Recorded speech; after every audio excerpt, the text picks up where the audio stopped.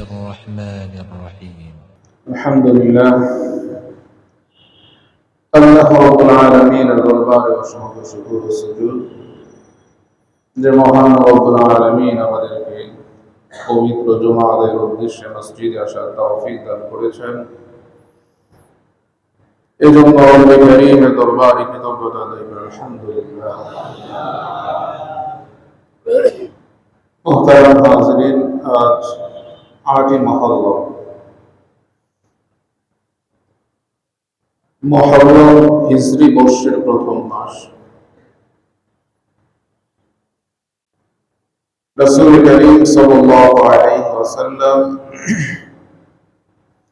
নতুন বর্ষের জন্য, নতুন চাঁদের জন্য দোয়া শিখিয়েছেন। বলেছিলাম মৌলিকভাবে দোয়ার যে তাৎপর্য,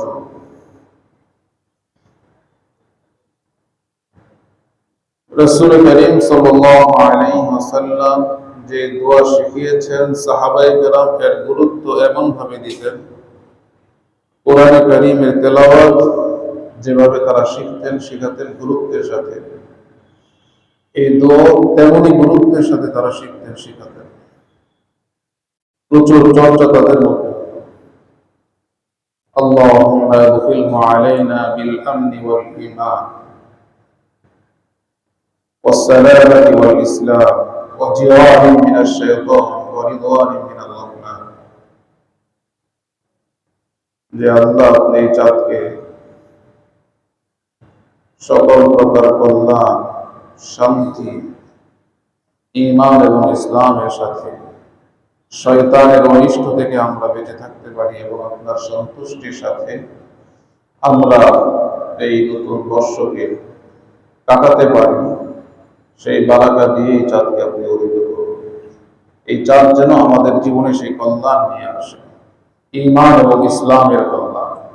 এই চাঁদ যেন সেই কল্যাণ নিয়ে আসে, যে কল্যাণের মাধ্যমে শয়তানের অনিষ্ট থেকে আমরা বেঁচে থাকতে পারি। এই চাঁদ যেন সেই কল্যাণ নিয়ে আসে, যে কল্যাণের মাধ্যমে আমরা আপনার সন্তুষ্ট অনুযায়ী চলতে পারি। মুহতারাম হাজিরিন, হাদিস শরীফের মধ্যে এসেছে যে মুহররম মাস এর গুরুত্ব, যে এটা শাহরুল্লাহ, আল্লাহ তাআলার মাস। এই মাসের সম্মান এবং হরমত প্রকাশ করা হয়েছে। সব মাসই আল্লাহর মাস, কিন্তু বিশেষভাবে এই মাসকে শাহরুল্লাহ, আল্লাহ তাআলার মাস বলা হয়েছে। সকল মসজিদই আল্লাহর ঘর, কিন্তু কাবাকে বাইতুল্লাহ বলা হয়, সকল মসজিদকে বাইতুল্লাহ বলা হয়। এটা তার স্বতন্ত্র ফজিলত বৈশিষ্ট্য। তো সকল মসজিদ আল্লাহর ঘর হওয়ার পরেও বাইতুল্লাহ নামে একটি ঘর আছে, কাবা। সকল মাস আল্লাহ তাআলার মাস হওয়ার পরেও শাহরুল্লাহ নামে একটি মাস আছে, যে মাসের নাম হলো মুহররম।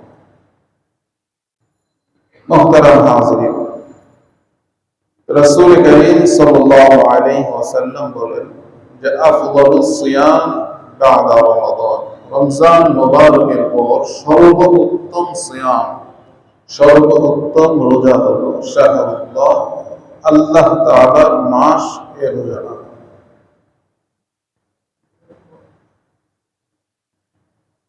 তো বিষয়টা আমাদের বোঝার, এক হলো এই মাস এটা আল্লাহ তাআলার মাস, দ্বিতীয়ত হলো এই মাসের রোজার ফজিলতের কথা বলা হয়েছে।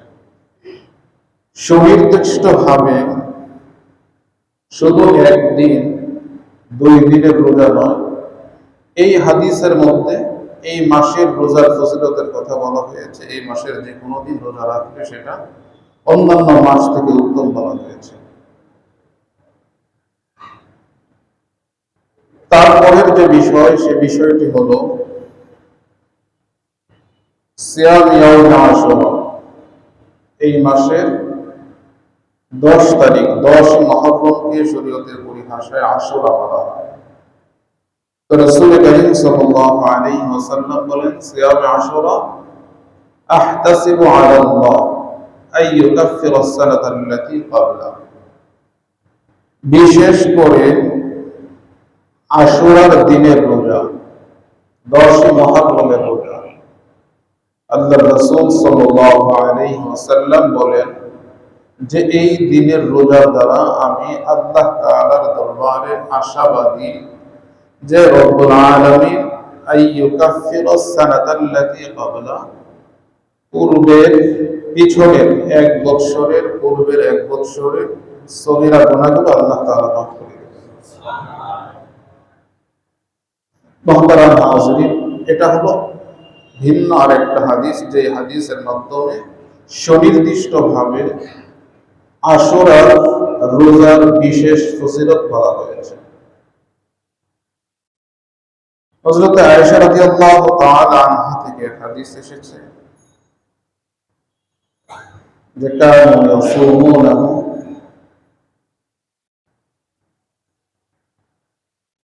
রাসূল করিম সাল্লাল্লাহু আলাইহি ওয়াসাল্লামের নবুয়তের পূর্বের বিষয় তো আছে, নবুয়তের পরে যে তারা রোজা রাখতেন। قبل أن يفرض رمضان, রমজান মুবারকের সিয়াম ফরজ হওয়ার পূর্বে, যখন রমজান মুবারকের রোজা ফরজ হয়ে গেল, তখন রাসূল করিম সাল্লাল্লাহু আলাইহি ওয়াসাল্লাম বলেন, মান শাআ আন ইয়াসুমাহু ফালিয়াসুম, যারা চাও মুহররমের আশুরার রোজা রাখতে তারা রাখতে পারো, মান শাআ ইয়াতরুকুহু ফালিয়াতরুক, যারা ছাড়তে চায় তাদের ছাড়ারও সুযোগ আছে। যদি কেউ ছাড়ে এজন্য গুনাহ হবে না, যদি রাখতে চায় তাহলে এর ফজিলত আছে, যা ইউকাফিরাস সানাতাল্লাতী ক্বাবলা, পূর্বের 1 বছরের সগীরা গুনাহগুলো আল্লাহ তাআলা মাফ করে দেবেন। মুহতারাম হাজিরিন, রাসূল করিম সাল্লাল্লাহু আলাইহি ওয়াসাল্লাম যখন হিজরত করেন মদিনায়, মদিনার ইহুদিরাও ওই দিনে রোজা রাখতেন। তো রাসূল করিম সাল্লাল্লাহু আলাইহি ওয়াসাল্লাম জিজ্ঞাসা করলেন যে তারা যে এই দিনে রোজা রাখে এর কারণ কি? তো এই দিনে রোজা রাখার কারণ হিসাবে রাসূল করিম সাল্লাল্লাহু আলাইহি ওয়াসাল্লামের নিকট পেশ করা হলো যে আনজাল্লাহু মূসা ওয়া কওমাহু, আল্লাহ তাআলা এই দিনে মূসা আলাইহিস সালাতু ওয়াস সালাম এবং তার সম্প্রদায়কে নাজাত দান করেছেন, মুক্তি দিয়েছেন। ওয়াগরিকা ফিরআউন ওয়া কওমাহু, ফিরআউন এবং তার সম্প্রদায়কে আল্লাহ তাআলা নিমজ্জিত করেছেন, ডুবিয়ে ফেলেছেন। ফাসাওম মূসা শুকরান, হযরত মূসা আলা নবিয়িনা আলাইহিস সালাতু ওয়াস সালাম তিনি নিয়ামত, আল্লাহ তাআলার এই নিয়ামতের শুকরিয়া আদায় করার এই দিনে রোজা রাখতেন। ওয়া নাহনু নাসুম, আর আমরাও এই দিনে রোজা রাখি। রাসূল করিম সাল্লাল্লাহু আলাইহি ওয়াসাল্লাম বলেন, নাহনু আহাক্কু ওয়া আওলা বিমূসা মিনকুম, যে তোমাদের থেকে মূসার অনুসরণের ব্যাপারে আমরা বেশি হকদার এবং বেশি কাছের। কেন? আমাদের ঈমান হলো বিমা উনজিলা ইলাইকা ওয়া মা উনজিলা মিন ক্বাবলিক, পূর্বের সকল হযরতে আদম আলা নবিয়িনা আলাইহিস সালাতু ওয়াস সালাম থেকে নিয়ে ঈসা আলাইহিস সালাতু ওয়াস সালাম পর্যন্ত সকল নবীর প্রতি আমাদের ঈমান এবং তাদের যে শরীয়ত সেই শরীয়তের প্রতি আমাদের ঈমান, এবং আমাদের জন্য নতুন শরীয়ত প্রবর্তিত হয়েছে, বিধান হিসাবে নতুন শরীয়তকে আমরা গ্রহণ করেছি।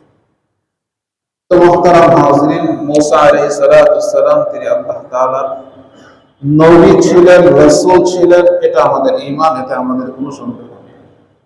তো যেহেতু তিনি আল্লাহ তাআলার প্রকৃত অনুসারী ছিলেন, তো সুতরাং আমরা রব্বুল আলামিনের প্রকৃত অনুসারী হিসাবে আমরা এক, আমাদের মধ্যে কোনো পার্থক্য নেই। কিন্তু বর্তমান ইহুদি তারা হযরত মূসা আলা নবিয়িনা আলাইহিস সালাতু ওয়াস সালামের অনুসারী দাবি করলেও তারা হযরত মূসা আলাইহিস সালামের শরীয়ত থেকে দুজন দূরে সরে গিয়েছে, যে শরীয়তকে তারা বিকৃত করেছে। তাহলে তারা মূলত প্রকৃত অর্থে হযরত মূসা আলাইহিস সালামের শরীয়তের অনুসারী নয়, বরং শরীয়তে মূসার অনুসারী যদি হতো, তাওরাতের অনুসারী হতো, তাহলে তাওরাতের মধ্যে কোরআনে কারীমের আলোচনা এসেছে, মুহাম্মদ আরবির আলোচনা এসেছে, মুহাম্মদ আরবির সাহাবায়ে কেরামের আলোচনা এসেছে। যদি তারা তাওরাতের অনুসারী হতো, সহজেই তারা ঈমান আনতো, ইসলামকে গ্রহণ করত। যেহেতু তারা ঈমান আনেনি, ইসলাম গ্রহণ করেনি, বোঝা গেল তারা মূসার অনুসারী। তো রাসূল করিম সাল্লাল্লাহু আলাইহি ওয়াসাল্লাম তিনি রোজা রাখলেন, ফাসামা ওয়া আমারনা বিসিয়াম। রাসূল তিনি রোজা রাখলেন এবং আমাদেরকে রোজা রাখার নির্দেশ দিলেন। তো হযরত আব্বাস রাদিয়াল্লাহু তাআলা আনহু তিনি বলেন যে ইয়াউম আশুরা, এই আশুরার 10 দিনকে তুআজ্জুমুল ইয়াহুদ ওয়ান নাসারা, ইহুদি এবং নাসারা খ্রিস্টানরা তারা এই দিনকে বিশেষ মর্যাদা দেয়, বিশেষ সম্মান প্রদর্শন করে, ওয়া তাত্তাখিযুহু ঈদা, এবং এই দিনকে তারা ঈদ হিসেবে পালন করে। তো সুতরাং আমরা যখন নাকি তারা এই দিনকে বিশেষ মর্যাদায় পালন করে, তো আমরাও যদি এই দিনকে বিশেষ মর্যাদা দেই, বিশেষ গুরুত্ব দেই, তাহলে দেখা গেল তাদের সাথে আমাদের একটা সাদৃশ্য দেখা যায়। তো রাসূল করিম সাল্লাল্লাহু আলাইহি ওয়াসাল্লাম তিনি বললেন যে তাদের সাথে যে আমাদের সাদৃশ্য দেখা যায়, সুতরাং ইবাদতের ক্ষেত্রে, অন্যান্য বিষয় তো হলো স্বতন্ত্র, ইবাদতের ক্ষেত্রে সিয়াম এটা এমন এক ইবাদত যার মধ্যে কোনো ধরনের রিয়ার সুযোগ নেই, লোক দেখানোর কোনো সুযোগ নেই। তো এমন একটা ইবাদত, খালিস ইবাদতের ক্ষেত্রে রাসূল করিম সাল্লাল্লাহু আলাইহি ওয়াসাল্লামের যে সিদ্ধান্ত, রাসূলের যে দিক নির্দেশনা, ইসলামী শরীয়তের যে স্বাতন্ত্রতা, এই বিষয়টা আমাদের বোঝা। আল্লাহ রাসূল বলেন যে আগামী বৎসর, এই বৎসর তো চলে গেল, আগামী বৎসর যখন আসবে তখন সেই বৎসর আমরা কি করব, নাসুমুত তাসিআ, নবম দিন একটি রোজা রাখবো। নবম দিন রাখবো, দশম দিন রাখবো, একসাথে 2 দিন আমরা রাখবো। তাহলে আর তাদের সাথে তারা একটা রাখে, আমরা 2টা রাখতে হবে। ইবাদতের মধ্যেও তাদের সাথে যেন সাদৃশ্য না হয়, ইবাদতের ক্ষেত্রে যেন তাদের থেকে সম্পূর্ণ পার্থক্য, স্বাতন্ত্রতা, এই বিষয়টা পরিষ্কার থাকে। এটা সাধারণ কোনো বিষয় না মুহতারাম হাজরিন, এই বিষয়টা আমাদের খুব ভালোভাবে বোঝা যে আমরা তো সিয়াম পালন করব আল্লাহর সন্তুষ্টির জন্যই। এবং দেখেন এই সিয়ামের ফজিলতের ব্যাপারে আসছে যে রাসূল করিম সাল্লাল্লাহু আলাইহি ওয়াসাল্লাম বলেন, হাদিসে কুদসির মধ্যে যা আসছে, আস-সাওমু লি ওয়া আনা আজজি বি, যে এটা আল্লাহ তাআলা বলেন এই সাওম এটা আমার জন্য, এর প্রতিদান আমিই দেব। তাহলে সাওম এটা এমন এক ইবাদত, যে ইবাদতটাকে আল্লাহ তাআলা বলতেছেন যে এটা আমার জন্য। সালাত এটাও আল্লাহর জন্য, হজ সেটাও আল্লাহর জন্য, যাকাত সেটাও আল্লাহর জন্য, আমাদের সকল ইবাদত আল্লাহ তাআলার জন্য। কিন্তু কোন ইবাদত এর বিষয়ে আল্লাহ তাআলা, ইবাদতের ব্যাপারে আল্লাহ তাআলা এই কথা বলেননি যে as-সালাতু লি, এভাবে বলেননি। কিন্তু সাওমের ব্যাপারে, সিয়ামের ব্যাপারে, রোজার ব্যাপারে আল্লাহ তাআলা বলেন যে সাওমু লি। তো সুতরাং যে ইবাদতের ব্যাপারে আল্লাহ তাআলা বলেন এটা আমারই জন্য, এটা অন্য কারো দেখানোর জন্য, অন্য কোনো কারো স্বার্থ সিদ্ধির জন্য এই সিয়াম পালন করার সুযোগ নেই। তো সুতরাং এই সিয়াম যেহেতু আল্লাহ তাআলার জন্য, তো সুতরাং 10 মুহররম সিয়াম পালন করব। রাসূল করিম সাল্লাল্লাহু আলাইহি ওয়াসাল্লাম বলেছেন যে আমরা মুসার অনুসরণের অধিক হকদার এবং তার অধিক কাছের। তো রাসূল যে উদ্দেশ্য আমাদেরকে শুনিয়েছেন সেটাই আমাদের উদ্দেশ্য, তাদের সাথে আমাদের কোনো সাদৃশ্যতা নেই। কিন্তু তারপরেও যেন তাদের সাথে মিলে না যায়, রাসূল বলেন যে নাসুমুত তাসিআ, আমরা নবম দিন অর্থাৎ 9 মুহররম আমরা রোজা রাখব, তার সাথে মিলিয়ে 10 মুহররম। তো মুহতারাম হাজিরিন, সুস্পষ্টভাবে হাদিসে রাসূল করিম সাল্লাল্লাহু আলাইহি ওয়াসাল্লাম থেকে নবম দিনের কথা এসেছে 10ই মুহররমের সাথে মিলিয়ে। অন্য হাদিসের মধ্যে এসে সুমু ইয়াওমান ক্বাবলাহু আও বা'দাহু, যে 10ই মুহররম আশুরার দিন এর পূর্বে একদিন অথবা পরের একদিন মিলিয়ে রোজা রাখো। পূর্বের দিন অথবা পরের দিন, অর্থাৎ 10ই মুহররম এর সাথে মিলিয়ে আরেকটা, দুইটা যেন হয়, একটা না হয়, তাদের সাথে সাদৃশ্য না হয়। তো রাসূল করিম সাল্লাল্লাহু আলাইহি ওয়াসাল্লাম তো বলেছেন যে নাসুমুত তাসিআ, নবম দিন আমরা রোজা রাখবো। কিন্তু রাসূল করিম সাল্লাল্লাহু আলাইহি ওয়াসাল্লাম পরবর্তী আশুরার পূর্বেই তিনি ইন্তেকাল করেছেন, তার ওফাত হয়ে গেছে। তাহলে বলা যায় যে 10 এবং 11 এই দুই দিন সিয়াম পালন করা, এর থেকে নবম এবং দশম 9-10 সিয়াম পালন করা উত্তম, এতটুকু বলা যায়। যেহেতু সুস্পষ্টভাবে রাসূল 9 তারিখের কথা বলেছেন, কিন্তু 10-এর পর 11-র কথা বলা হয়েছে পূর্বে অথবা পরে, একটি মিলিয়ে না। এখন যদি তিনটাই কেউ পালন করে, 9 তারিখ, 10 তারিখ, 11 তারিখ, ভালো, কোনো সমস্যা নেই। কেউ যদি তিনটা পালন করে, 9, 10, 11, সেটাও করতে পারে, এতে কোনো সমস্যা নেই।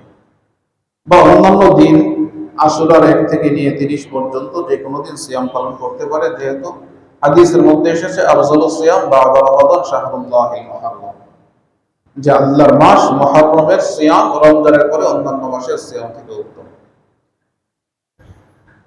আবার আরেকটা বিষয় হলো মুহতারাম হাজিরিন, আজ 8ই মুহররম, তাহলে আগামীকাল 9ই মুহররম, রবিবার 10ই মুহররম। তো উত্তম হিসাবে 9 তারিখে সিয়াম পালন করতে হলে আজকের দিন শেষ হওয়ার পর যে রাত আসছে, আজকের দিবাগত রাত, এই রাত্রিতে সেহরি খেয়ে 9 তারিখের সিয়াম এবং পরবর্তী রাত্রিতে সেহরি খেয়ে 10 তারিখের সিয়াম পালন করা। স্বতন্ত্রভাবে জিলহজের প্রথম দশকের ফজিলত আছে, 1 থেকে 9 তারিখ পর্যন্ত সিয়ামের ফজিলত আছে। অনেক বই পুস্তকে পাওয়া যায় মুহররমের 1 তারিখ 1 থেকে নিয়ে 10 পর্যন্ত এই 10 দিনের ফজিলতের কথা উল্লেখ আছে।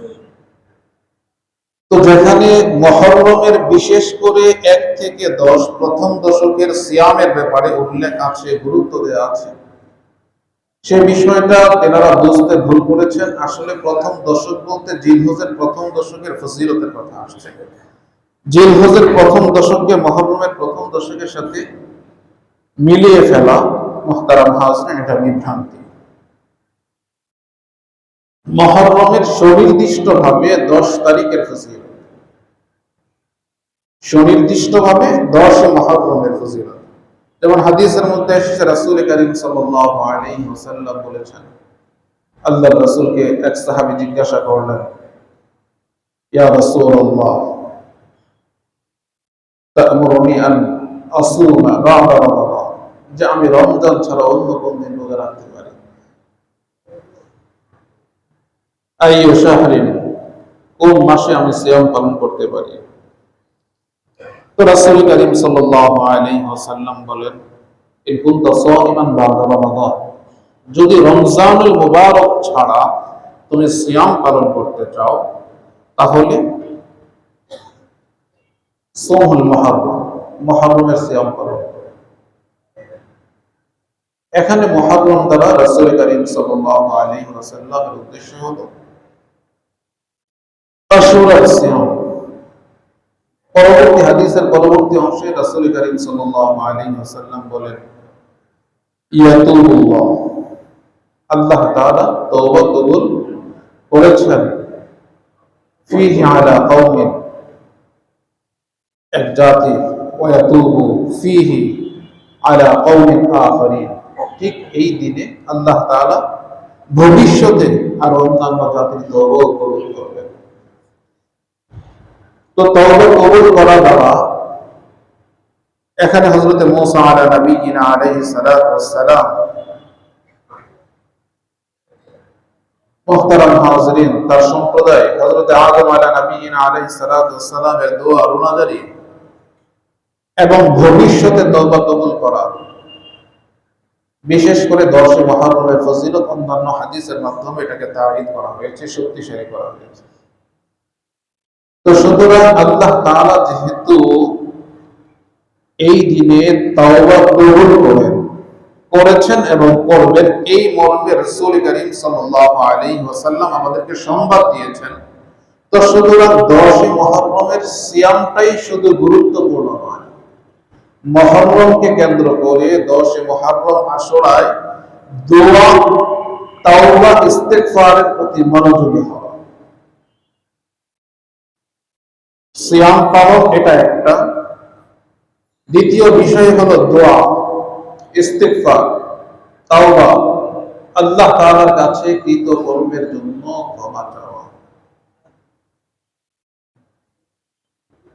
এজন্য মুহতারাম হাজিরিন, রব্বুল আলামিন দোয়ার অনেক গুরুত্ব বান্দাকে বুঝিয়েছেন কোরআনের মাধ্যমে, রাসূল করিম সাল্লাল্লাহু আলাইহি ওয়াসাল্লাম বুঝিয়েছেন হাদিসের মাধ্যমে। কোরআনে অনেক দোয়া বর্ণিত হয়েছে, কোরআনের বর্ণিত দোয়াগুলো আমরা শিখি, সেভাবে দোয়া করি। হাদিসে দোয়া বর্ণিত হয়েছে, সেই দোয়াগুলো আমরা শিখি, সেভাবে দোয়া করি, নিজের ভাষায় দোয়া করি। এজন্য মুহতারাম হাজিরিন, জামিউদ দোয়া বলা হয়। রব্বুল আলামিন কোরআনে কারীমে ইরশাদ করেন, রব্বানা আতিনা ফিদ দুনিয়া হাসানা ওয়া ফিল আখিরাতি হাসানা ওয়া কিনা আযাবান নার। মোটামুটি দেখা যায় আমাদের মুসলিম সমাজের 95 জন, শুদ্ধ অশুদ্ধ সেটা হলো পরের বিষয়, আমরা এই দোয়াটা আমাদের মতো করে আমরা করতে পারি, শুনে শুনে আমাদের যতটুকু মুখস্থ, উচ্চারণে আমাদের ভুল থাকতে পারে, কিন্তু এই দোয়া আমরা করি। এই দোয়াকে বলা হয় জামিউদ দোয়া, অর্থাৎ এই দোয়ার মধ্যে মানুষের যা কিছু চাওয়ার সকল কিছু এই দোয়ার মধ্যে আল্লাহ তাআলা ঢুকিয়ে দিয়েছেন। রব্বানা, হে আমাদের রব, আমাদের প্রভু, প্রতিপালক, আমাদের মুনিব, আতিনা ফিদ দুনিয়া হাসানা, যে দুনিয়ার যত ধরনের কল্যাণ আছে সকল কল্যাণ আপনি আমাদেরকে দান করুন। ওয়া ফিল আখিরাতি হাসানা, এবং আখিরাতের সকল কল্যাণ আপনি আমাদেরকে দান করুন। ওয়া কিনা আযাবান নার, জাহান্নামের শাস্তি থেকে আমাদেরকে পরিত্রাণ দিন, আমাদেরকে হেফাজত করেন, আমাদেরকে বাঁচান, মুক্তি দিন। দুনিয়া এবং আখিরাতের সকল কল্যাণ, একজন মানুষের জীবনের চাহিদার যা কিছু আছে, যা প্রয়োজন, সকল কিছুই এই দোয়ার মধ্যে আছে। তাহলে মুহতারাম হাজিরিন, আমরা যখন দোয়া করি রব্বানা আতিনা ফিদ দুনিয়া হাসানা ওয়া ফিল আখিরাতি হাসানা ওয়া কিনা আযাবান নার, এতটুকুর মধ্যে যদি আমরা সংক্ষেপ করি দোয়া, তাহলে এটা যথেষ্ট। তারপরেও আমাদের দোয়ায় পৃথক পৃথক ভাবে আমাদের প্রয়োজনগুলো আমরা আবার পেশ করি। মুহতারাম হাজিরিন, অনেক বিষয় আছে যা আমি নিজেও জানি না যে এই বিষয়টা আমার প্রয়োজন, আমার জন্য কল্যাণকর, কিন্তু রব্বুল আলামিন জানেন। যখন আমি রবের কাছে চাই দুনিয়ার কল্যাণ এবং আখিরাতের কল্যাণ, এবং এই দোয়ার অর্থ যদি আমি জানি এবং এর মর্ম উপলব্ধি করি, এই দোয়ার ব্যাপকতাকে উপলব্ধি করে যখন আমি রবের কাছে প্রার্থনা করি, তখন এটা আমার জন্য যথেষ্ট। যা জানি যা জানি না সেটাও কিন্তু রব্বুল আলামিন জানেন, আমার সকল কল্যাণ, সার্বিক কল্যাণ তিনি আমাকে দান করেন, এটাই আমার চাওয়া। কিন্তু পৃথক পৃথক ভাবে আবার উচ্চারণ করা, আবার চাওয়া, দোয়ার একটা বৈশিষ্ট্য হলো এই, আমি চাচ্ছি আমি ভিক্ষুক, আমি চাচ্ছি আমি মুখাপেক্ষী, আমি অসহায়, কিন্তু যার কাছে আমি চাচ্ছি তিনি আমার মালিক, আমি তার গোলাম। আমি যার কাছে চাচ্ছি তিনি আমার স্রষ্টা, আমি তার সৃষ্টি। আমি চাচ্ছি আমি অভাবী, মুখাপেক্ষী, যার কাছে চাচ্ছি তিনি অমহা ব্যক্তি, তার ভান্ডার অফুরন্ত, সীমাহীন, যার কোনো সীমা পরিসীমা নেই। আমি চাইতে পছন্দ করি, অর্জন করতে পছন্দ করি, আর তিনি দিতেই পছন্দ করেন, দান করতে পছন্দ করেন। এই হলো আমি এবং আমার মুনিবের মাঝে পার্থক্য, যে আমার প্রয়োজন কিন্তু তার কোনো প্রয়োজন নেই, তিনি শুধুই দাতা। দুনিয়ার মধ্যেও আমরা যখন দেখি আমাদের এই বাস্তবিক সামাজিক জীবনে কেউ কারো কোনো সমস্যার জন্য একবার, একাধিকবার, বারংবার বলতে থাকে, পেশ করতে থাকে, সমস্যার সমাধান হওয়ার পূর্ব পর্যন্ত, প্রয়োজন পূরণ হওয়ার পূর্ব পর্যন্ত একভাবে আবেদন করলো, বললো, উপস্থাপন করলো, সেটা হয়নি, তো আবার ভিন্ন ভাবে, ভিন্ন শব্দে, ভিন্ন বাচন ভঙ্গিতে সেটাকে আবার পেশ করা হয়। তখন হয়নি, আবার অন্যভাবে হয়, অন্যের সাহায্য নেওয়া হয়, সহযোগিতা নেওয়া হয়, তার সাথে কার সম্পর্ক, সে কার কথা শুনেন, কাকে মূল্যায়ন করেন, কাকে গুরুত্ব দেন, তার কাছে যাওয়া হয়। তো বিভিন্ন ভাবে, এক কথায় আমরা আমাদের প্রয়োজনগুলো পূরণ করার চেষ্টা করি। ঠিক তেমনি ভাবে এই দোয়াটা জামেও দোয়া হওয়ার পরেও আবার পৃথক পৃথক ভাবে আমাদের প্রয়োজনগুলো আল্লাহ তাআলার কাছে আবার পেশ করি। এটা দোয়ার একটা বৈশিষ্ট্য হবে। এজন্য মুহতারাম হাজিরিন, কোরআনে বর্ণিত দোয়া, হাদিসের মধ্যে অনেক দোয়া এসেছে, এর মধ্যে যেমন সাইয়্যিদুল ইস্তিগফার আছে, আল্লাহুম্মা আনতা রাব্বি,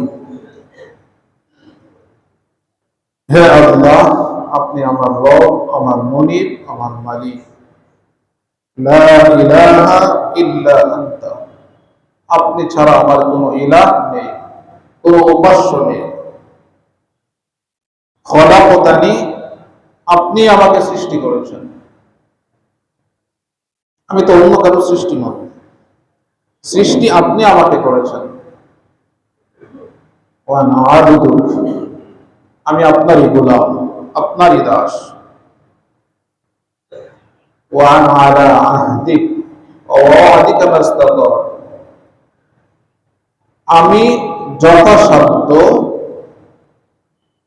সামর্থ্য অনুযায়ী, আহদুকা, আপনার যে প্রতিশ্রুতি, ওয়াদুক, আপনার সাথে যে আমার অঙ্গীকার, সেটা রক্ষার সামর্থ্য অনুযায়ী আমি চেষ্টা করছি, এর উপরই আমি আছি, আপনার অবদ্ধ হতে আমি চাই। আউযু বিকা মিন শাররি মা সানাতু, আমার কর্মের সকল অনিষ্ট থেকে আমি আপনার কাছে আশ্রয় চাই। অর্থাৎ আমার মাধ্যমে যে সকল কর্মকাণ্ড সংঘটিত হয়, সেই সকল কর্মকাণ্ডের মধ্যে যদি অনিচ্ছা সত্ত্বেও কোন ধরনের ভুল ভ্রান্তি হয়ে যায়, নফসের প্ররোচনায়, ইবলিসের ধোঁকায়, তাহলে আমি এর থেকে আশ্রয় চাই। এই অনিষ্টের, অকল্যাণ যেটা আমাকে পৌঁছাবে, তুমি সেটা থেকে আমাকে হেফাজত করো, এই ত্রুটি বিচ্যুতিগুলো তুমি ক্ষমা করো।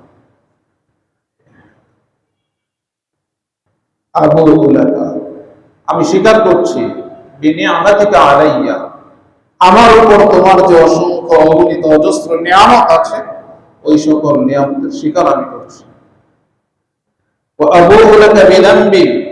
এই সকল নিয়ামত ভোগ করার পরেও আমি যে তোমার নাফরমানি করছি, আমার থেকে ত্রুটি বিচ্যুতি হচ্ছে, সেগুলো আমি স্বীকার করছি। সুতরাং তুমি আমাকে ক্ষমা করে দাও। লা ইয়াগফিরু যুনুবা ইল্লা আনতা, তুমি ছাড়া অন্য কেউ আর ক্ষমা করার নেই। হাদিসে এসেছে এটাকে সাইয়্যিদুল ইস্তিগফার বলা হয়। ওজিফা বানিয়ে নিয়ে আমরা সকাল সন্ধ্যা পাঠ করতে পারি, বেশি বেশি করতে পারি। এজন্য মুহতারাম হাজিরিন, যে বিষয়টা বলছি সেটা হলো আশুরার রোজা, 10ই মুহররমের সিয়াম যে পদ্ধতিতে পালন করার কথা রাসূল করিম সাল্লাল্লাহু আলাইহি ওয়াসাল্লাম আমাদেরকে শিখিয়েছেন, সেভাবে সিয়াম পালন করা, এটা যেমন গুরুত্বপূর্ণ, ঠিক তেমনি ভাবে এই দিনের আরেকটি বিশেষ গুরুত্বপূর্ণ আমল হলো তাওবা ইস্তেগফার, দোয়া। এই দুইটা আমলের সমন্বয় হবে যখন আমি, মুহতারাম হাজিরিন, আল্লাহ তাআলার কাছে আবেদন করব, প্রার্থনা করব। আমার সেই প্রার্থনা যদি হয় সিয়ামরত অবস্থায়, রোজারত অবস্থায়, তাহলে সেই দোয়া আবেদনটাই স্বতন্ত্র, বৈশিষ্ট্যই ভিন্ন।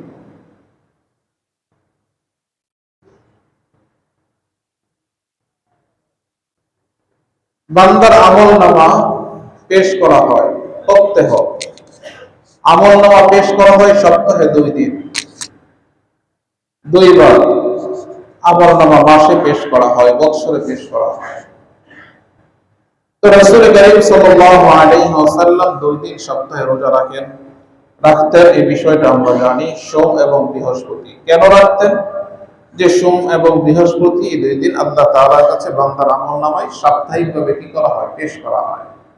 তো রাসূল করিম সাল্লাল্লাহু আলাইহি ওয়াসাল্লাম বলেন যে এই 2 দিন আমি এজন্য সিয়াম পালন করি যে আমার আমলনামা যখন রবের দরবারে পেশ করা হবে তখন যেন আমি সিয়ামরত অবস্থায় থাকি। তো সুতরাং এই সিয়ামের সাথে সাথে যদি রবের দরবারে আমার আবেদন, নিবেদন, তাওবা, ইস্তেগফার হয়, তাহলে মুহতারাম হাজিরিন, এই দিনের পরিপূর্ণ গুরুত্ব আমি উপলব্ধি করলাম এবং পরিপূর্ণ গুরুত্বের সাথে এই দিনটাকে আমি উদযাপন করতে পারব। কোরআনে কারীমের মধ্যে যে এসেছে, ইন্না ইদ্দাতাশ শুহুর ইনদাল্লাহ 12 শাহরান ফি কিতাবিল্লাহ ইয়াওমা খালাকাস সামাওয়াতি ওয়াল আরদ মিনহা আরবা'তুন হুরুম যালিকা আদ-দীনুল কাইয়্যিম ফালা তাযলিমু ফীহিন্না আনফুসাকুম। সম্মানিত যে 4টি মাস রয়েছে যেগুলোকে আশহুরুল হুরুম বলা হয়, এর মধ্যে মুহররম, মুহতারাম হাজিরিন, অন্যতম একটি মাস, সম্মানিত 4 মাসের একটি। রব্বুল আলামিন বলেন, ফালা তাযলিমু ফীহিন্না আনফুসাকুম, এই 4 মাসে তোমরা তোমাদের নিজেদের উপর জুলুম করবে না। একটি হলো সিয়াম, দ্বিতীয় হলো দোয়া ইস্তেগফার, তৃতীয় যে বিষয় ফালা তাযলিমু ফীহিন্না আনফুসাকুম, যে এই দিনে তোমরা তোমাদের নিজেদের উপর অবিচার করবে না, জুলুম করবে না। নিজের উপর অবিচার এবং জুলুম বলতে কি বোঝায়? নিজের উপর অবিচার এবং জুলুম বলতে বোঝায় রব্বুল আলামিনের নাফরমানি করা, শরীয়তের সীমা লঙ্ঘন করা। এটাই হল নফসের উপর, নিজের উপর অবিচার, নিজের উপর জুলুম। কারণ যখনই আমি রব্বুল আলামিনের নাফরমানি করলাম তখনই আল্লাহ তাআলার ক্রোধ আমার দিকে ধেয়ে আসে। এর পরিণাম যদি তওবা না করি, রব ক্ষমা না করেন, পরিণাম বড় ভয়াবহ। তো সুতরাং রব্বুল আলামিন সতর্ক করছেন, সাবধান করছেন, অন্যান্য মাসেও তো আল্লাহ তাআলার নাফরমানি করার কোনো সুযোগ নেই। বিশেষ করে এই মাস যেহেতু সম্মানিত, এর প্রতি সম্মান প্রদর্শন করো, যে এই সম্মানিত মাসেও তোমরা অন্যান্য মাসের মতো গাফেল হয়ে যেও না। তোমরা সচেতন হও, সাবধান হও, সতর্ক হও এবং এই সময়ের গুরুত্বটা উপলব্ধি করো। সময়ের গুরুত্ব উপলব্ধি করে এই সময়ে যা করার তাই করো। এই সময়ে তুমি নিজে ক্ষতিগ্রস্ত হয়েও না, নিজের উপর অবিচার করো। মুহতারাম হাজিরিন, বিষয় হলো এই, আমরা যদি স্বাভাবিকভাবে দেখি, রজব, রমজানুল মুবারকের পূর্বের মাস শাবান, তার পূর্বের মাস রজব, ওই মাসটি হলো আশহুরুল হুরুমের একটি। তারপরের মাসটা হলো শাবান মাস, যেটা রমজানুল মুবারকের পূর্বের মাস। এই মাসেরও অনেক গুরুত্ব। রমজানকে কেন্দ্র করে রাসূল করিম সাল্লাল্লাহু আলাইহি ওয়াসাল্লাম শাবানকে অধিক গুরুত্ব দিতেন। শাবানের দিনগুলো গুরুত্বের সাথে গুনতেন, শাবান অধিক পরিমাণে সিয়াম পালন করতেন, যাতে রমজানুল মুবারকের সিয়ামটা খুব প্রফুল্ল চিত্তে তিনি কি করতে পারেন, আদায় করতে পারেন, কোন ধরনের সমস্যা কষ্ট না হয়।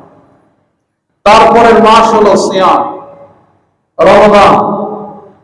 রমজানুল মুবারকের পর থেকে আশহুরুল হজ, শাওয়াল, জিলকদ, জিলহজ। জিলহজের পরের মাস মুহররম। তাহলে দেখেন এই 4 মাস, যে 4 মাস সম্মানিত মাস আশহুরুল হুরুম, এর মধ্যে রজব একটি। তো রজব, ফালা তাজলিমু ফীহিন্না আনফুসাকুম, এই রজবের বেলায় তোমরা সতর্ক হও, সাবধান হও, এই মাসে নিজেদের উপর জুলুম করো না। তারপরের মাসের গুরুত্ব রমজানকে কেন্দ্র করে শাবানের, তারপরে তো রমজান মুবারক, তারপরে আশহুরুল হজ, শাওয়াল, জিলকদ, জিলহজ, তারপরের মাস হলো মুহররম। জিলকদ, জিলহজ, মুহররম, এই 3 মাস হলো আশহুরুল হুরুমের অন্তর্ভুক্ত।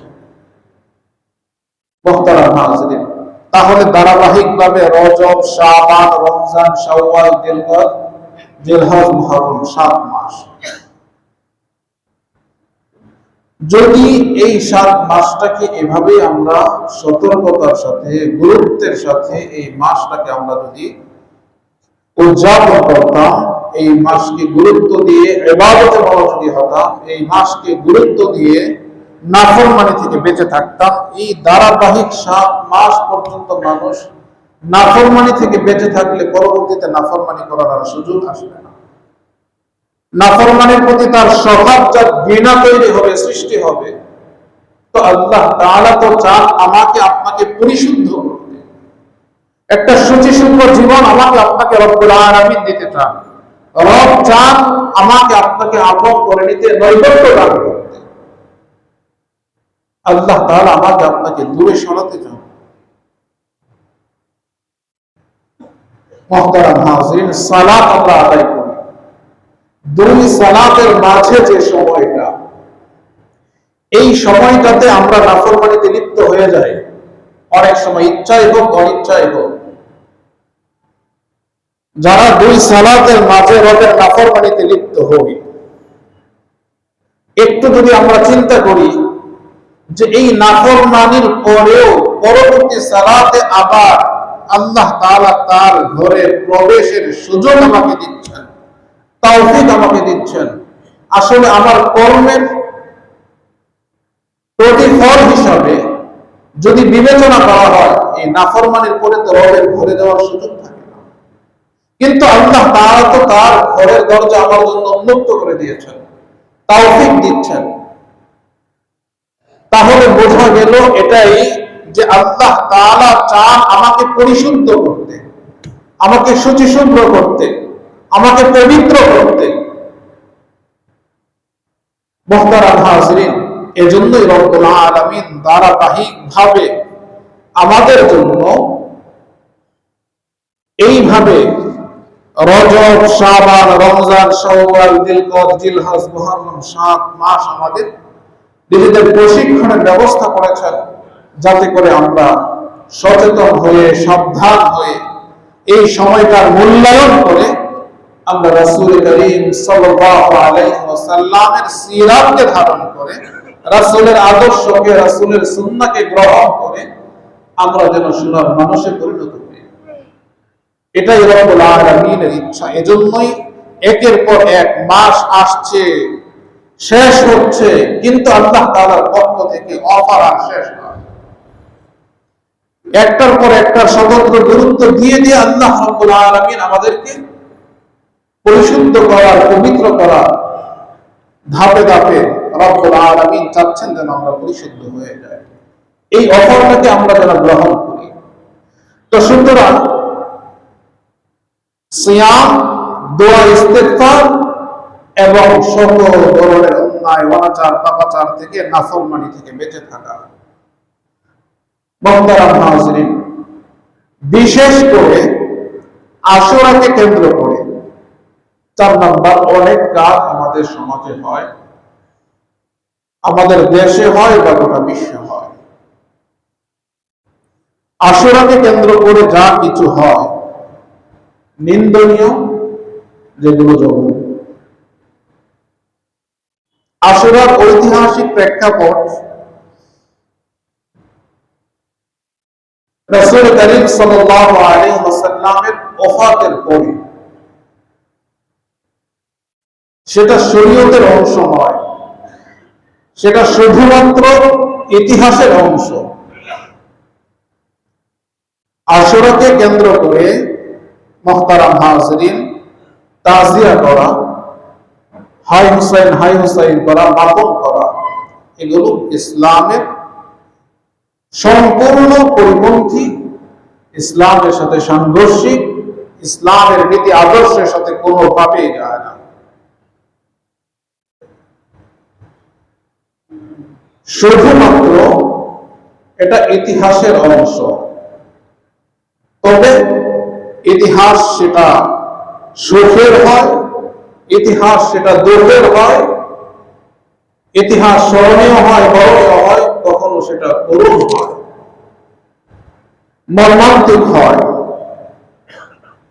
তো যে বিষয়টাকে আশুরাকে কেন্দ্র করে, কারবালাকে কেন্দ্র করে আশুরার শরীরী কোনো অবস্থান সৃষ্টি করা,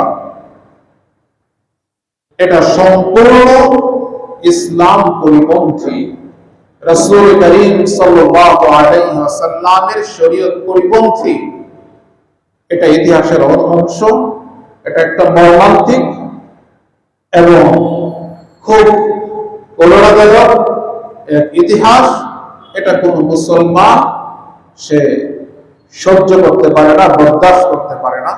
মুসলমান মাত্রই তার ঈমানের দাবি। এই ইতিহাস যখন তার চোখের সামনে ইতিহাসের পাতায়ও আসে বা তার কানেও ইতিহাস, কারবালার ইতিহাস আসে, তখন তার হৃদয়ে রক্তক্ষরণ হবে। এটা স্বাভাবিক বিষয়, এটাই ঈমান। মুহতারাম হাজিরিন, তবে এটা শুধুমাত্র ইতিহাসের অংশ। এটাকে কেন্দ্র করে আশুরার কোন ফজিলত নেই। আশুরার ফজিলত হলো রাসূল করিম সাল্লাল্লাহু আলাইহি ওয়াসাল্লাম আমাদেরকে যে নির্দেশনা দিয়েছেন, ওই নির্দেশনার কারণেই আশুরার ফজিলত তাৎপর্য। তারপরে আরো অনেক কিছু ঘটতে পারে এই দিনে, কিন্তু সেগুলোকে কেন্দ্র করে এই দিনের বৈশিষ্ট্যের কথা বলা হয়নি। এজন্য যেই দিনটাকে যতটুকু গুরুত্ব ইসলাম দিয়েছে, আমরা ততটুকু গুরুত্ব দিয়েই পালন করব, এবং এই গুরুত্বের বেলায় যে কারণ উল্লেখ করা হয়েছে সেটাকে আমরা কারণ হিসাবে জানব। পরবর্তীতে এই দিনে আরো অনেক কিছু ঘটেছে, ঘটবে, সেটাকে শরীয়তের অংশ করা যাবে না, সেটা শুধুমাত্র ইতিহাসের অংশ। এই বিষয়টা আমাদের পরিষ্কার থাকতে হবে। মুহতারাম হাজিরিন, আরেকটি বিষয় হলো বর্তমানে আমাদের বোঝা যে বর্তমান সময়ে আমাদের বিশ্ব পরিস্থিতি শুধু বর্তমান সময়ে না, যখন নাকি ইবলিসকে বলা হয়েছে উসজুদ লি আদম, যে আদমকে তুমি সিজদা করো, আবা ওয়াস্তাকবার, সে অস্বীকার করেছে এবং উদ্বেগ প্রকাশ করেছে, অহংকার করেছে। তো রব্বুল আলামিন বলেন কানা মিনাল কাফিরিন, কারণ আল্লাহ তাআলা তো জানতেন যে সে অস্বীকার করবে। ইবলিস অস্বীকার করার পূর্বে আল্লাহ তাআলা জানতেন না সে অস্বীকার করবে? তো জানতেন। তো রব্বুল আলামিন বলেন কানা মিনাল কাফিরিন, এত অস্বীকারীদের মধ্য থেকে, পূর্ব থেকে। তবে এটা প্রকাশ এই সময় এসে ঘটবে। তো সে রব্বুল আলামিন যখন তাকে অভিশপ্ত করলেন,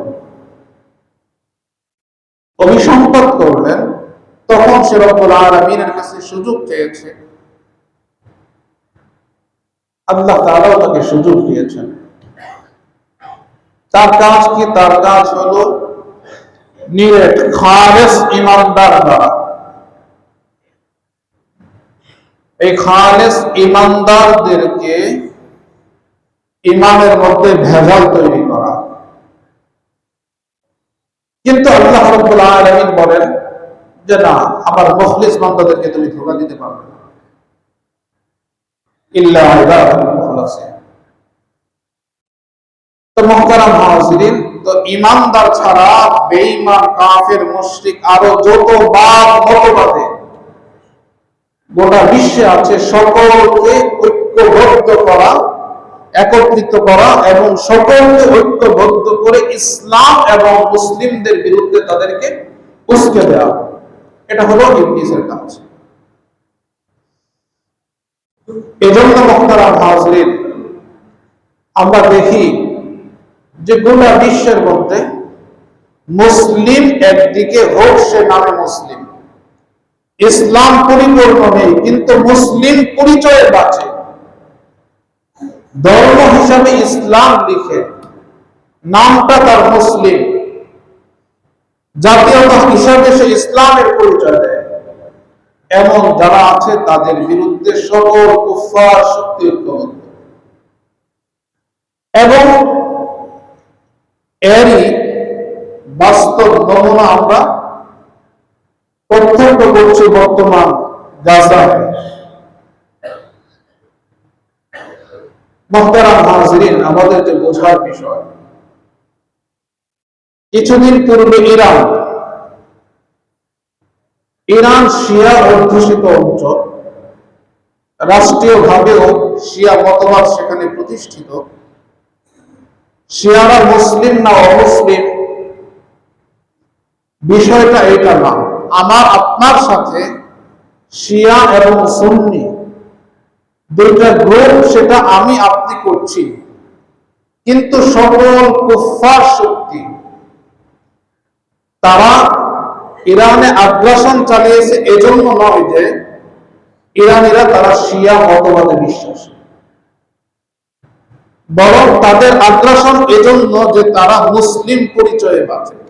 টার্গেট হলো ইসলাম এবং মুসলিম। সুতরাং ইসলাম এবং মুসলিমের পরিচয়ে যেহেতু ইরান বাঁচে, তাহলে তাদের পারমাণবিক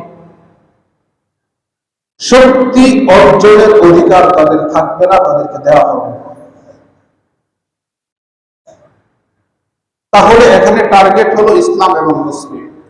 তো যখন টার্গেট ইসলাম এবং মুসলিম, তখন সকল সুন্নি মতবাদে বিশ্বাসী যারা রাসূল করিম সাল্লাল্লাহু আলাইহি ওয়াসাল্লামের সুন্নাহর অনুসারী, আহলে সুন্নাত ওয়াল জামাতের অনুসারী বলে দাবি করেন, তাদেরও দায়িত্ব হয়ে যায় যেখানে ইসলাম এবং মুসলিমকে আঘাত করা হচ্ছে সেখানে তাদের পক্ষে ঐক্যবদ্ধ।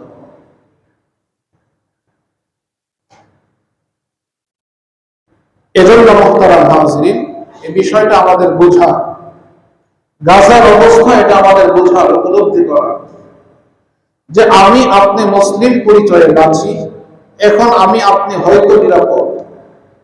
ইরানে আগ্রাসন চলা অবস্থায় ইসরায়েলের পররাষ্ট্রমন্ত্রীর বক্তব্য, ইরানের পরবর্তী টার্গেট হলো পাকিস্তান। তার অর্থ কি? ইসলামকে টার্গেট করা, মুসলিম পরিচয়ে যারা বাঁচে তাদেরকে টার্গেট করা, ইসলামকে ধ্বংস করা, মুসলমানদের অস্তিত্বকে ধূলিসাৎ করা।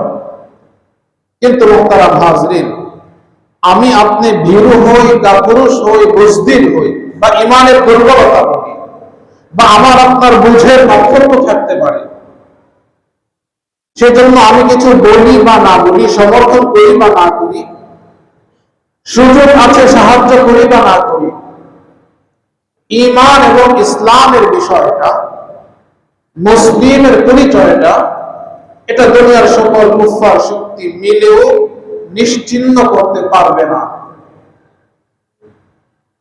কারণ রব্বুল আলামিন বলেন, ইউরিদুনা লিইউতফিউ নূরাল্লাহ বিআফওয়াহিহিম, যে সকল কুফফার শক্তি, মুশরিকরা, তারা চায় আল্লাহ তাআলার যে আলো ইসলাম, এটাকে বিআফওয়াহিহিম, তাদের মুখের ফুৎকার দিয়ে নিভিয়ে দিতে।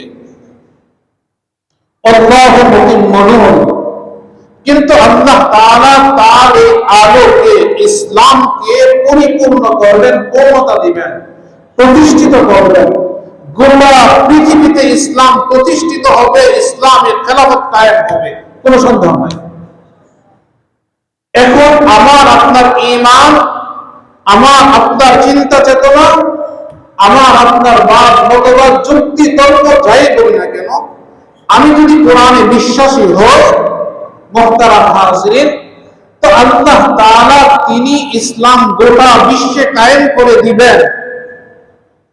এমন না, তিনি কায়েম করবেন, বাস্তবায়ন করবেন, প্রতিষ্ঠিত করবেন আল্লাহ তাআলার নির্বাচিত বান্দার মাধ্যমে। তো সুতরাং এটা একটা সুযোগ, এটা একটা অফার রব্বুল আলামিনের পক্ষ থেকে বান্দার জন্য। যদি বান্দা চায় যে আল্লাহ তাআলা তার যে সকল বান্দার মাধ্যমে গোটা বিশ্বে ইসলামকে প্রতিষ্ঠিত করবেন, কোরআনের রাজ কায়েম করবেন, তো আমি যেন আল্লাহ তাআলার ওই মাহবুব নৈকট্যপ্রাপ্ত বান্দাদের একজন হই, এই চেতনা লালন করা, এই চেতনা ধারণ করা, এটা হলো আমাদের ঈমানের দাবি। যদি আমার এই চেতনা আমি ধারণ করি আল্লাহ তাআলার কাছে আমি চাইতে থাকি, তাহলে আমার নিজেকে শুধরাতে হবে, পরিবর্তন করতে হবে। আমি নিজেকে আগে নিজে প্রস্তুত করব, আমার ব্যক্তি থেকে, আমার পরিবার থেকে, সমাজ থেকে আস্তে আস্তে এটা ব্যাপকতা লাভ করবে। আমি চাই ইসলাম প্রতিষ্ঠিত হোক, আমি চাই কোরআনের শাসন কায়েম হোক, কিন্তু কোরআনের বিধান আমি মানি না। যখন আমার বেলায় কোরআনের বিধান আসে, তখন কোরআনকে উপেক্ষা করে চলি, পাশ কাটিয়ে চলি, সমাজের দোহাই দিই। মুহতারাম হাজিরিন, না, এটাকে ইসলামী চেতনা বলে না, এটাকে ঈমানী চেতনা বলে না। ঈমান তো সর্বদা আমাকে আল্লাহ তাআলার নৈকট্যের দিকে অগ্রসর করে। এজন্য মুহতারাম হাজিরিন, তো এই মহররমকে কেন্দ্র করে বিশেষ করে যে শিয়া গোষ্ঠী তারা তাজিয়া মাতম যা করছে, এটা সম্পূর্ণ পরিত্যাজ্য। এটা ইসলামের কোন আদর্শ না, এটা সম্পূর্ণ গর্হিত, নিন্দিত, এটা হারাম। শিয়ার সাথে আমাদের পার্থক্যটা যেখানে আকীদার ক্ষেত্রে, সেটা সাধারণ কোন পার্থক্য না। কারণ মুহতারাম হাজিরিন, সিদ্দিক আকবর রাদিয়াল্লাহু তাআলা আনহু, ওমর ইবনে খাত্তাব রাদিয়াল্লাহু তাআলা আনহু, তাদেরকে সাহাবায়ে কেরামের মধ্যে পরিভাষায় শায়খাইন বলা হয়, দুই শায়খ। আবু বকর এবং ওমর রাদিয়াল্লাহু তাআলা আনহুমা উম্মাহাতুল মুমিনিনদের মধ্যে রাসূল করিম সাল্লাল্লাহু আলাইহি ওয়াসাল্লামের যে পুণ্যাত্মা স্ত্রীগণ আছেন, আজওয়াজ মুতাহহারা, এদের মধ্য থেকে হযরত আয়েশা রাদিয়াল্লাহু তাআলা আনহা এবং হযরত হাফসা রাদিয়াল্লাহু তাআলা আনহা, একজন সিদ্দিক আকবরের কন্যা, আরেকজন ওমর ইবনুল খাত্তাবের কন্যা।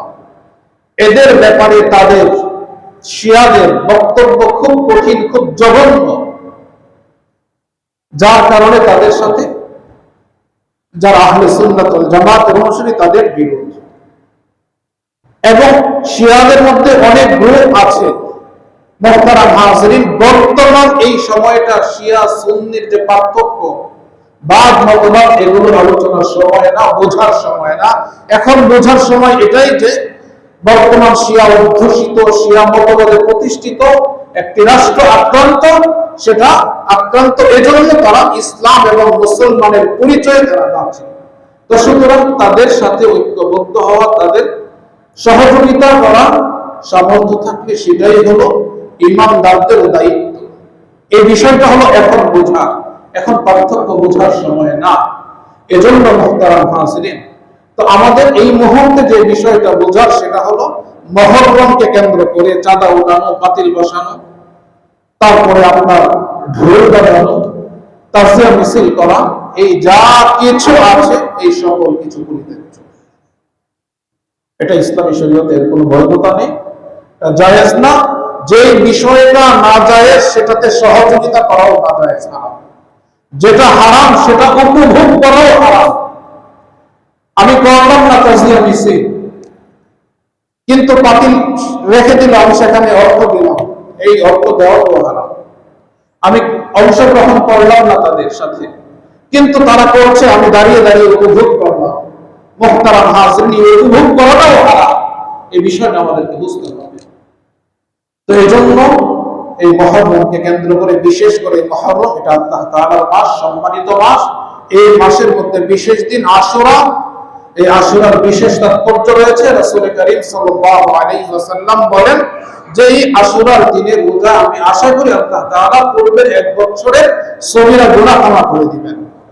এই আশুরা, এই দিনে আল্লাহ তাআলা পূর্বে অনেকের তওবা কবুল করেছেন এবং ভবিষ্যতে কবুল করবেন বলে রাসূল সংবাদ দিয়েছেন। সুতরাং এই দিনে তওবা, ইস্তেগফার, দুআর আমল, এটা আমাদের দোয়ার প্রতি যত্নবান হওয়া। তৃতীয়ত, আশহুরুল হুরুম হিসাবে সম্মানিত মাস, আল্লাহ তাআলার মাস হিসাবে আমাদের সজাগ থাকা, সচেতন থাকা, সতর্ক থাকা, নাফরমানি থেকে বেঁচে থাকা। যেহেতু রব্বুল আলামিন বলেছেন ফালা তাসলিমু ফীহিন্না আনফুসাকুম, আমরা নিজেদের উপর অবিচার এই সময় আমরা না করি। চতুর্থ বিষয় হলো মুহররমকে কেন্দ্র করে যে সকল অন্যায়, অনাচার, পাপাচার হয়, শরীয়তের রোধ দেওয়ার চেষ্টা হয়, সেগুলোকে পরিহার করি। আল্লাহ তাআলা আমাদের সকলকে তৌফিক দান করেন।